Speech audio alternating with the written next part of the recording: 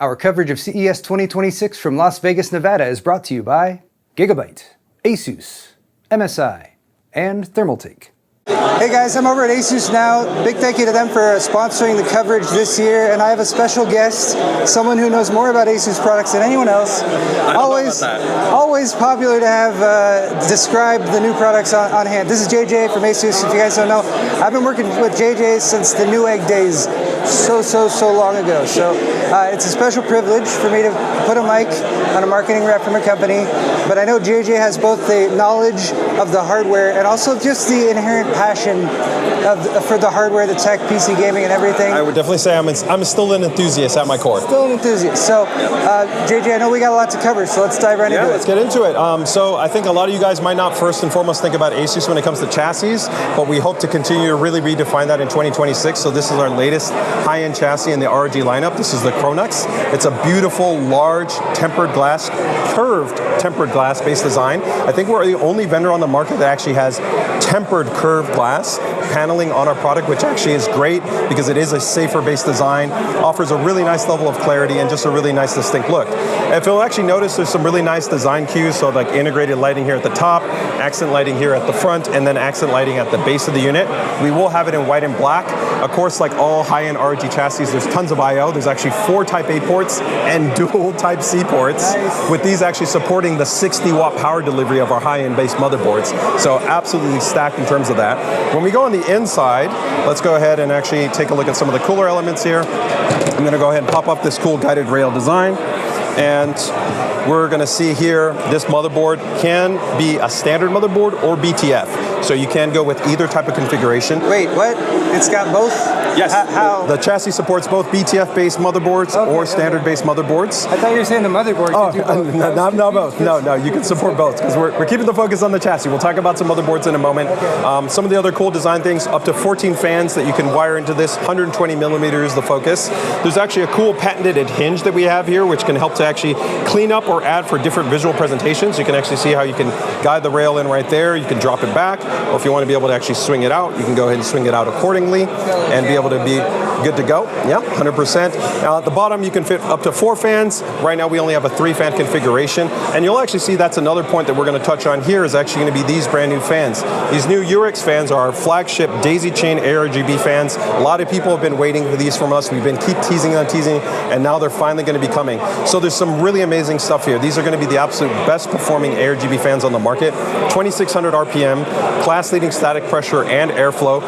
To my knowledge, the only daisy chain magnetic ARGB fans that have liquid crystal polymer blades, which normally you only see like in premium non-ARGB type fans. But that's actually going to be present here. You have 3 different lighting zones. So 1 lighting zone, 2 lighting zone, and then the 3rd lighting zone in the inner ring barrier. So that allows for some really distinct combinations that you can approach in terms of being able to customize the lighting profiles. The triple pack for this unit is also going to include a class leading 14-channel controller. So you don't have to if you want to wire everything up, you want to have multiple controllers. 1 controller would be able to manage every single fan that you would have. So the triple pack will offer that 14-channel controller with 3, but we also will sell a single pack-based configuration in white or in black. Are these latches on the side? Yeah, so that's actually going to be for the daisy chain magnetic locking mechanism. Okay. So all of these can be latched together. You can have 3, you can have 2, you can have 4. You can just daisy chain lock them together to be able to go ahead and link all of these very easily from a power and control standpoint. So that is a little bit of a combination for the new upcoming Cronox as well as the new upcoming Urix-based ARGB fans. So I think an absolutely fantastic addition. Last but not least, don't forget that you see that beautiful display. Let me know in the comments. I think this has been a perennial thing that we do with you guys. In the comments, which one do you want? Do you want the beautiful infinity mirror display, or do you want the LCD? I think a lot of people are going to probably go with the LCD option. Right now, that's probably what we're going to lean towards. We're going to include this with the Cronox, is that it will come with the LCD-based display. So right now it's still up in the air which one? Still up in the air, right? But we'd like to see which one you would rather have. And keep in mind that it would be matching aesthetic, right? So if you got the white one, you would get a white LCD. And this is a really nice, it's actually 1920 by 440 base, 60 hertz IPS-based display, really nice. It's got an integrated stand too, so you can actually use it externally because it's not powered by an internal USB header, but it's actually powered by USB port itself. Oh, cool. So you don't have to use it internally, you can use it externally. So I like the clean look of of the infinity mirror. I gotta be honest. You did say beautiful, so I feel like you were tainting my opinion just a little bit there. Just a little bit. Maybe I'm trying to lay a little bit of a seed. I like it though. Beautiful, complete look. I like the lighting scheme you've gone with. We've even got like probably a $2,000 memory kit worth. Yeah, this is. I mean, you know, the Royals are already more expensive than regular DIMMs. So right now in this market, it's probably pretty crazy. At least the price matches the look now. Yes, the price matches the look. But continuing in there, as we're going to go into now some motherboard stuff, one of the really cool things that you're going to see is this is actually our new flagship. This is going to be the Glacial. Now, I don't want to spend too much time. This is going to definitely be for the elite of the elites. This is going to be kind of a white variant of our extreme base model. You're going to have crazy spec like dual 10G on this unit.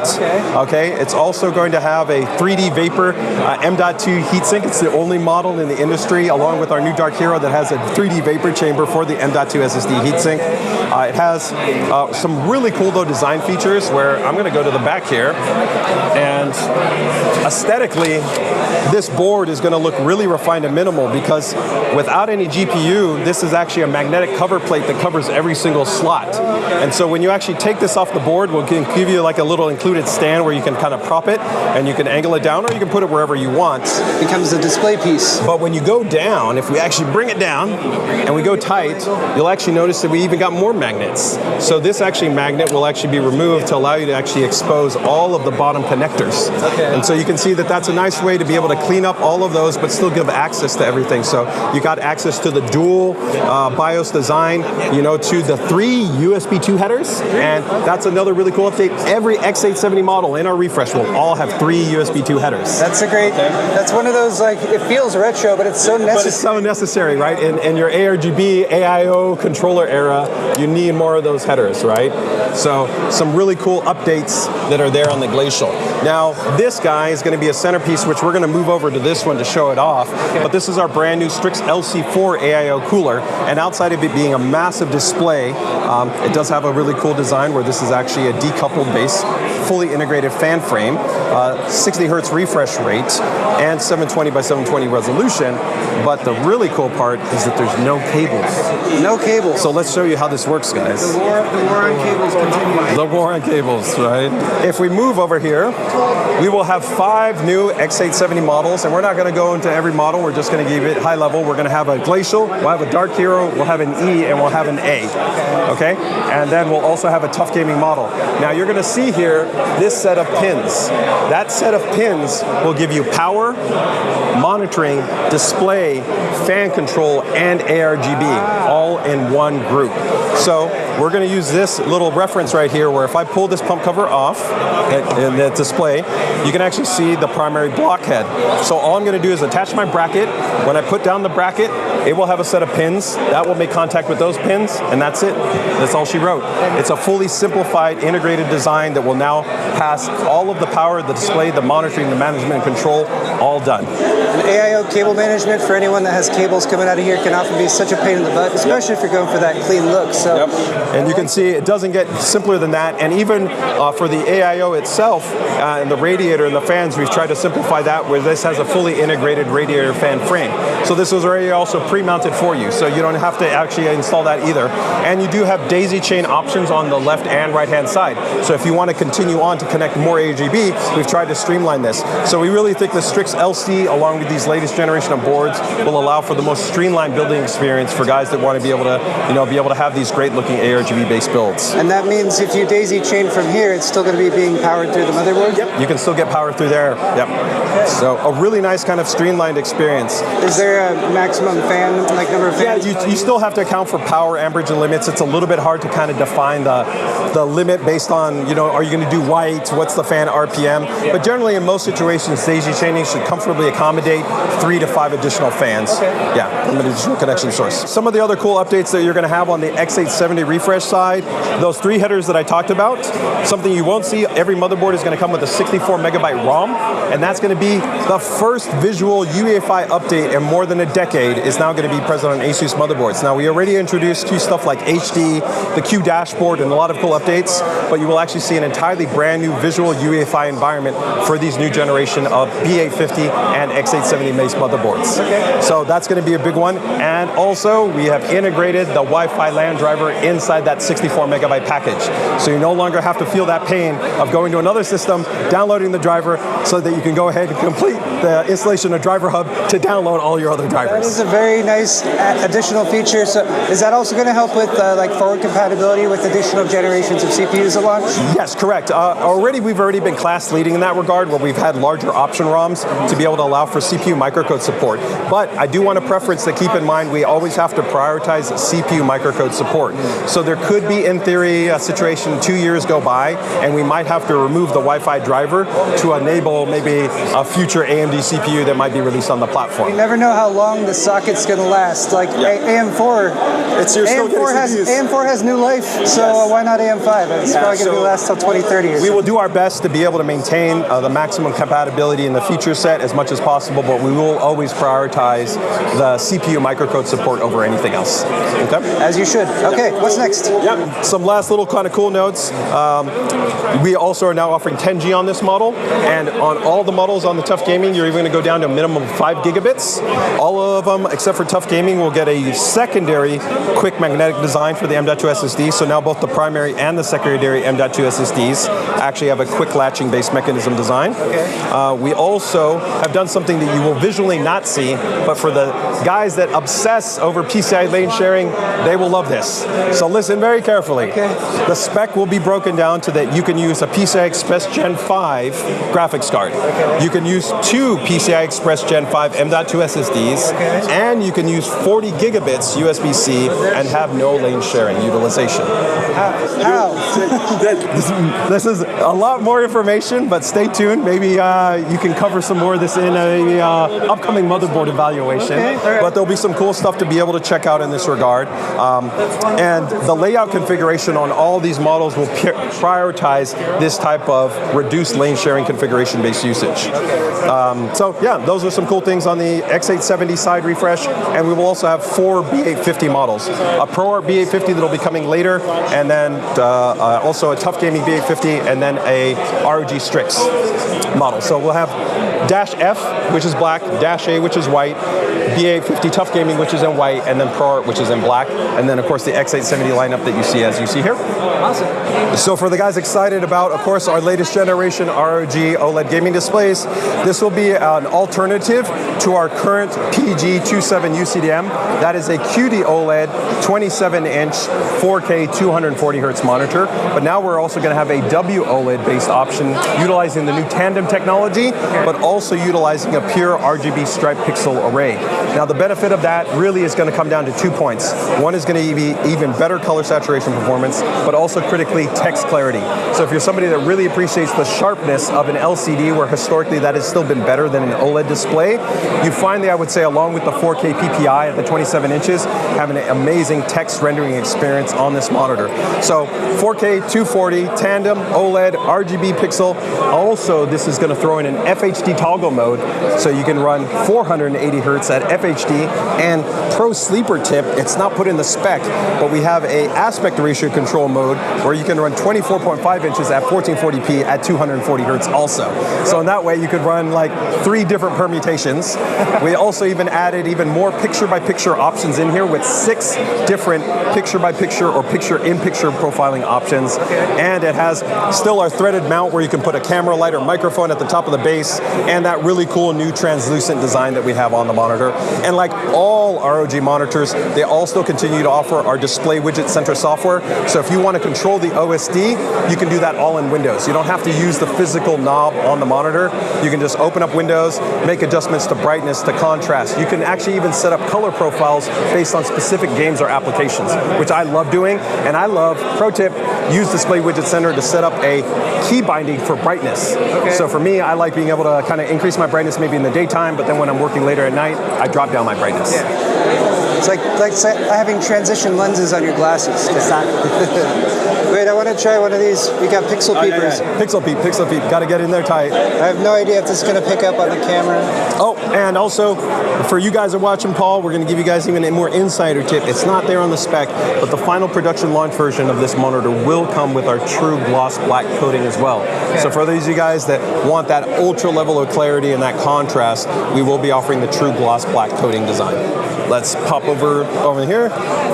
So here, these are pretty interesting. This is going to be an LCD-based offering, and I know everybody's always hype on OLED, but there's nothing like this in the LCD segment. So this is going to be a 5K 180 hertz display with a dual mode operating at 330 hertz. So for creators that really want that ultra high level of pixel clarity, maybe you also are cross-utilizing this with a Mac and you really want that retina-based resolution, this is a great option. You also have better SDR brightness on an LCD than you of course have SDR brightness on an OLED, along with that guaranteed bulletproof reliability. And then you have that gaming powerhouse flexibility, being able to shift into that 1440p at 330 hertz.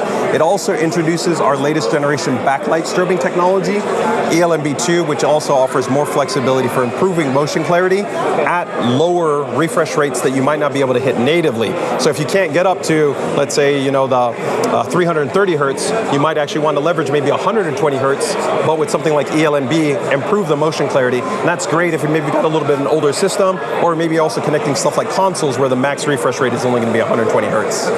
And this price projection, this will be actually launching in this month, and we're probably going to be targeting about $850, which I think for the spec is an amazing alternative to where if you don't want to jump into like 1440p OLED and you rather focus on pixel density, SDR brightness, and also of course the higher render performance, this could be an interesting option for you. I want to use the little magnifier again, but it's okay. To pixel peep, right? To pixel peep. Next one here is going to be our new update for our PG34. So we will actually have two different variants of this. We'll have a PG34 and we'll have an XG34. They will both be utilizing the new RGB stripe pixel technology. So this is also going to be QD OLED, unlike the WOLED, but they're both getting that RGB stripe technology. So better text clarity, 3440 by 1440, 360 hertz QD OLED, fantastic option. The XG model will be exactly the same, 3440 by 1440 RGB, but it will be 280 hertz. And then you'll have the difference between the PG, will give you the tripod legs, and then the XG will have the compact base design. I think the XG for a lot of people is going to be a great choice. You know, still 1340 by 1440 at 280 is nothing to scoff at, along with all the other improvements. This will also go crazy. We will have an unprecedented 8 levels of picture-in-picture and picture-by-picture level control integrated on this. So you'll have lots of options to be able to kind of tailor it to your preference for an ultra-wide display. That means it's like picture-in-picture and picture-in-picture and picture-in-picture. Yeah, so I think I might be able to show you guys here if you want to see. Let me, if I can find it. So you'll actually can see like all of the different kind of permutations that you can run. So like a box on the left-hand side or the right-hand side or in the lower quadrant or side-by-side or actually adjacently on the edge or adjacently on the edge, right? So a lot of flexibility in terms of how you can approach that. And these are all kind of hallmarks that sometimes you might not realize, but this is really where we do have to differentiate ourselves between other manufacturers, is in the firmware and the specialized feature set that we incorporate into our product. Another really cool update for this model is going to be the inclusion of what we call our Black Shield film. So Black Shield film will actually improve the perceived contrast under ambient lighting conditions, and we see a good example of this actually in this side-by-side. This was our prior PG32 UCDM, which was also a QD OLED, but it didn't have Black Shield film, and here's the Gen 3 version which we're introducing. And you can actually notably see that with the ambient light, this actually gets more of a purple tinge, and you have a reduced black level reproduction, even though they're both OLEDs, and you have quote-unquote perfect blacks. That's because you have other factors that introduce how you perceive black. And with this, you have a better level of black presentation than you do, of course, on the older generation. It's noticeable. Yeah, you also have a nice, I would say, that color shift where you get a little bit more of this purple tinging. Yeah. You eliminate that purple tinging, and a really other nice benefit. And keep in mind, the PG34, the XG34 both have this Black Shield film, along with the new Gen 3 version of the PG32 UCDM have this, is better abrasion performance. So a lot of QD OLED owners were sometimes would create like micro abrasions or scuffs when they would clean the display. So this is about 2.5 times more resilient at mitigating against essentially scratches or abrasions. So you get that better contrast perception, and you also get a more durable panel in terms of the overall experience. Awesome. Yeah. Yeah, this monitor will also have some other sleeper updates that some of you might miss, but here at Paul, you're going to get all the real information. Of course. HDR 500 versus HDR 400. Okay. You get the second generation anti-flicker tech. This also has a new EL sub-panel material that will actually give it overall better medium luminance performance than the prior generation. Okay. So this is kind of hard to communicate in the spec, but overall there's an improved luminance performance. That's also what allows us to have the anti-flicker 2.0 technology. You also are going to have the Neo proximity sensor, which is built in, DP 2.1, and the last one, you might not see it, but it's actually the integration of the power supply. This one had an external AC power adapter, and this one fully integrates the AC power adapter on the inside. That's always convenient. Yeah, so quick recap on the releases. This one you should be seeing release probably late this month, and this one should be coming in at the same price as this model, so it should be $12.99 in terms of the formal MSRP. We would expect to do channel promotions. For the PG34 and the XG34, the PG34 will release first. You'll see it in January, with the XG probably releasing closer to March. We don't have finalized pricing, but I would estimate for that PG34 probably north of like $1,100, something maybe in or around that range. Okay, $850 as I noted for the JCG model, and this is actually launching this month. It will be available. The tandem model that we talked a little bit earlier about, that one you will be seeing later on. We don't have a confirmed release date for that unit. Okay. So I did an intro video for CES, and I was talking about, you know, the good things and the bad things going on in the industry right now. Yeah. One of the things that I think has been good, and you can just look at it and be like, in terms of consumer choice and the panels that have come out, display technology has continued to progress. Yep. And there've been cooler and cooler things in terms, like if you want OLED, or if you're looking for something really high refresh rate, if you're looking for better pixel density or better color depth.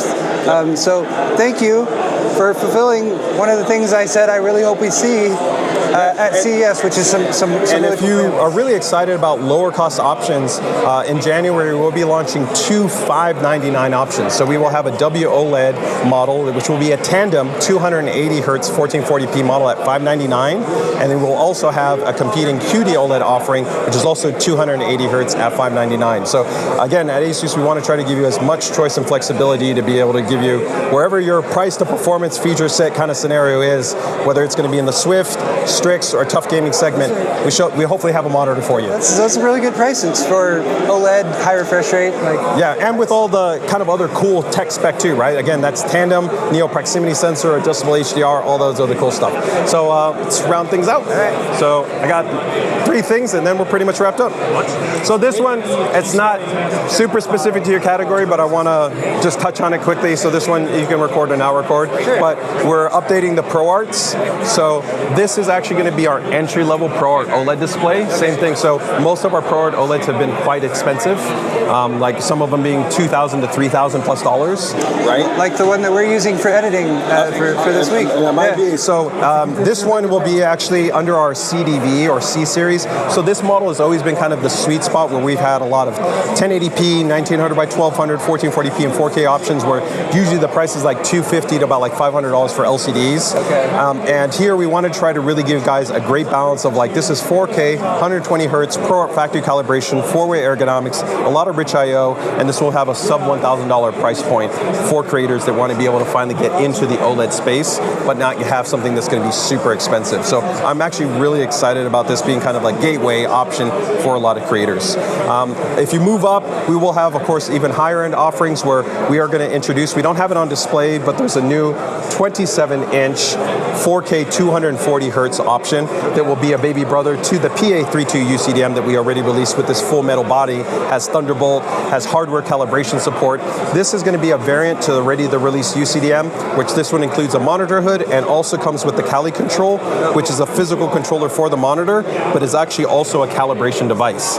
Now, the really cool thing is the Cali control will be sold by itself, and you will be able to use this on all ASUS displays, including our gaming displays, and it will tie into the Display Widget Center software. So if you actually want to calibrate your ROG gaming displays, but you don't have a lot of experience to do it, you can buy the Cali control, it'll walk you through it, it'll store it all inside of our software suite, make it really easy for you to be able to get the best picture possible, but with a really nice, easy accessory. And no subscription pricing, unlike some of the other competitors in the industry that are all moving their calibration software services to subscriptions. We all know who JJ is talking about. I'm just kidding, I don't. But yes, 2026 will be the year that everyone finally calibrates their LCD panels and OLED panels. And then, of course, the other updates, Samir's got it right there, but you know, you guys always love the ProArt, but it's right there behind there, and of course he has it in his hands, but the ProArt, I can do it this way, because that's the ProArt 5090. So it has been a long, hard grind to be able to design and develop an ultra high-end 2.5 slot-based 5090 that meets the design criteria of the ProArt form factor, because with ProArt we always want to be able to have 2.5 slot be the max, because we want to be able to have 2 GPUs installed on ProArt compatible motherboards for high-end rendering-based purposes, acceleration, compute, things along those lines. So this is still 2.5 slot. It has liquid metal, 115 millimeter dual fans on there, with of course a dual vented rear backplate design. It's an absolute monster. It looks fantastic. It still has that really nice, cool wood grain based finishing on there. But this is an absolutely stunning card. It is going to be expensive, but of course it's a 5090. It's a 5090. Yeah. If you're going to get a 5090 these days, it's like going to a high-end restaurant where if you have to ask what the price is, you can't afford it. And for those wondering, the 5090 lineup for us now sits at that we have the ROG Astro, the Tough Gaming, and now the ProArt. So those are our 3 different 5090 base models. And that's the last actually BA50 model. So if you notice, you got the 2 Tough Gaming ones, and this is the BA50 ProArt. Cool. Which you'll actually notice the cool thing is this one, it's super rare, but it's actually dual PCI Express Gen 5, but on a BA50 model, so that you could actually run dual GPUs. And this one was also upgraded to dual 5G LAN on this model as well.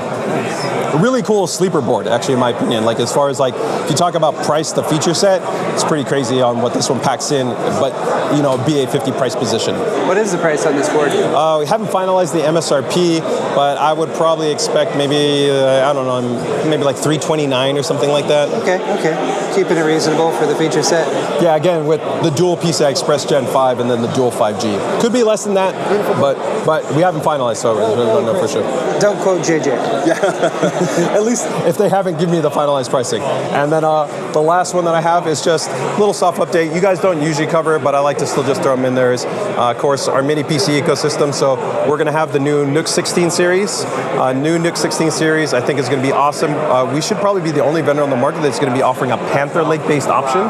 So this is actually just like what we have with Lunar Lake, where if you guys are not familiar with this is where the actual GPU core is actually fully integrated alongside the CPU package, and actually will go up even to the highest performing 12-core based model that Intel will be offering. So this is actually a very impressive level of performance for the GPU core, along with, of course, AI-based processing.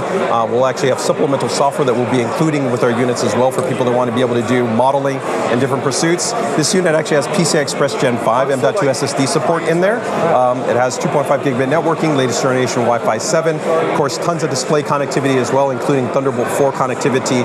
And new for the 16 generation, we will only actually have the Pro designation, no more Pro Plus, or difference between the 2 corresponding form factors. So for the new 16, we'll essentially just have one single base form factor design. And the analog to this will be on the AMD sign-up with our PN55. So instead of an Intel-based platform, it will be using the Ryzen AI 400 series-based chipset. A little bit less in terms of the total top space performance, but still very capable. 16 threads, dual LAN, including 2.5 gigabit dual LAN specification support, dual PCI Express, PCIe NVMe SSD support, biometric-based logins, included speaker and microphone, and it will also have, of course, Wi-Fi 7. And I really love, this model has PD input support. So that means if you had it connected to a monitor that can actually provide like 96 watts of power, you could actually have the display and the power for this one mini PC be connected to that display and nothing else. So if you wanted like a really nice, cool, compact performance system for media, general purposing, moderate editing, or casual gaming, it could be actually a really cool option. And of course, if you really want to get a high-end gaming, we will update the ROG NUC 2025 with an AMD alternative called the GR70 which you'll probably see sprinkled somewhere around there, and it will have the AMD X3D series mobile CPU in there with a matching 5070. But externally, the aesthetic will look exactly like the ARGB NUC, still 3.5 liter, all the amazing I/O, but that's kind of like the different tiers of gaming. Let's say this would be tier 1, right? Casual, kind of moderate gaming. You could do some FSR, but really probably like 720p to maybe like mid-range 1080p, unless you're doing more emulation or stuff like that, or maybe some older titles. Panther Lake will definitely notice quite a bit more of a performance uplift compared to this in terms of kind of gaming performance and inferencing. And then of course the GR70 or the ARGB NUC, because they have a discrete mobile GPU, will offer, of course, the highest level of performance. And there, the ARGB NUC goes up to a 5080, so 5060 to 5080, and then the AMD version would be 5060 or 5070. Awesome. There you go, man. So many choices. So many choices. Okay, does that wrap up our coverage, JJ? Is there any? Yeah, I think that wraps up the coverage. You don't usually check out peripherals, but I'm going to plug it because I absolutely love audio. Okay. But we have an amazing co-collaboration that we've done with our friends over at Hi-Fi Men, which they make amazing planar magnetic headphones. So we have the ROG Cathara, which even if you get some cool B-roll of it, I think it's an absolutely stunning headset that we're going to have. So if you're in the town for maybe upgrading your headset and you really take your audio seriously, maybe check that out. But that wraps up the ASUS Suite, CES 2026. I think it's been an amazing series of hardware that we have here. And I'd love to know, what's your guys' favorite? Yeah. Guys, leave JJ some feedback in the comments. I'm going to awkwardly shake your hand because I'm holding my camera with the other one. Thank you guys so much for watching this video. Thank you to ASUS for their sponsorship of CES 2026. We've got more videos coming at you real soon, so subscribe. The playlist is linked in the video description. Thanks again to JJ. We'll see you all in the next one.